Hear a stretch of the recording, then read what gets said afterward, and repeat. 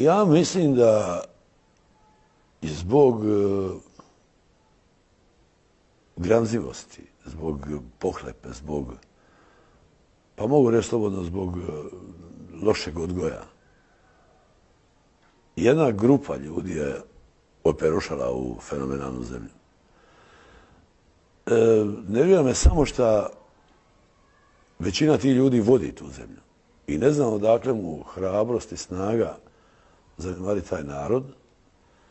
I pored ovih prirodnih ljepota, pored ovog blaga u gastronomiji, u klimi, u bilo čemu, u ljepotama, ja ne znam da se neko usudi, odnosno ne neko, nego nekoliko, ajde, recimo grupa, da su uspjeli uništiti tu zemlju i da smo mi sad u problemu, a da toga nije bilo, vjerojatno ne bi ni osjetili ništa.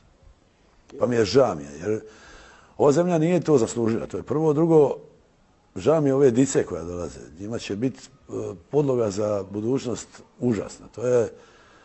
Cijeli život će se vadi na tuđim greškama. To je strašno. To ja ne mogu prihvatiti.